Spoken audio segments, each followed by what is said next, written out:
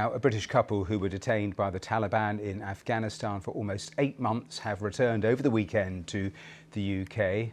Peter and Barbie Reynolds, who lived and worked in the country for many years, were arrested by the Taliban 8 months ago. They haven't given any formal interviews since their release, but their daughter has shared some of their initial thoughts with the BBC. And with me is our diplomatic correspondent, Caroline Hawley, who has seen what they have actually sent. And Caroline, what did they say, first of all, about just the whirlwind nature of the last few days? Just how very happy they are. What happened is on Friday they were suddenly released by the Taliban. They didn't even know what was happening. It was the result of mediation by Qatar and by what the Minister for the Middle East, Hamish Faulkner, told BBC Breakfast was good old-fashioned democracy. So there was, sorry, did I say democracy? I meant diplomacy. So the family then went out to Qatar. They were flown to Qatar. They had medical checks there, and then they flew back to the UK on Saturday. They are now resting and recuperating. They had medical problems, they said, while they were in incarceration for, as you said, almost 8 months. Both of them had severe anemia. Peter Reynolds, who's 80, I believe, had heart problems. So they had a very, very difficult time. But they do say that they were, for the most part, treated well and with respect. But they also said that when they were first arrested, they were told that it would only be a few hours and that they were guests of the government. And then when their release didn't happen, Peter Reynolds said he feared they might be executed. So obviously it was an absolutely terrifying time. And they also said that they were held in 10 different jails over that 7.5 months. Yes, it must have been absolutely terrifying, the unknown nature of what they faced. They addressed, didn't they, the fact, something they'd actually said before, what it was actually like to be chained to murderers.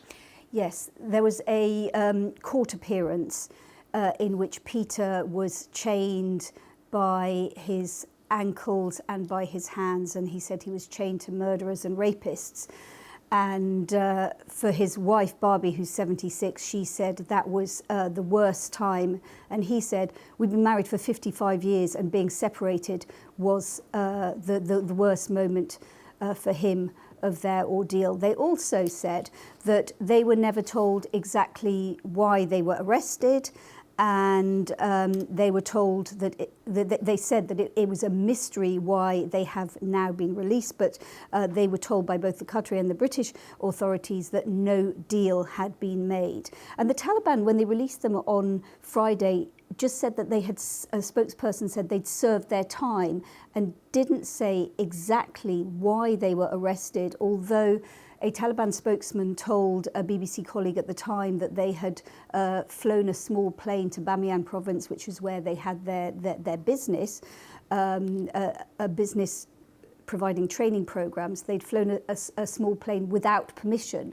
I haven't had an answer yet to my question about whether they had done that before. So we don't know exactly why they were held, but clearly. So that is really interesting that throughout the course of the 8 months, they never learned, they didn't learn it even at their release. Did they say anything about whether they would go back, because they've spent so many years there in Afghanistan? Their love for Afghanistan is so obvious. That's right. They married there in 1970. Then I think it was 2009, they set up this charity called Rebuild. They're trying to, they say, make an Afghanistan that is healthy and part of the world. That's what the stated aim of the organisation was. About going back to Afghanistan, on Friday on the tarmac, Barbie Reynolds told journalists that we're Afghan citizens and we hope to go back if we can. But you probably know that the Foreign Office advice is that people should not travel to Afghanistan. It's very dangerous. There is a risk of arrest. And what they said is, we are confident in the many wonderful Afghans we know to bring about a positive future, for their country without us. So I think at the moment they're not planning to go back, which is probably wise.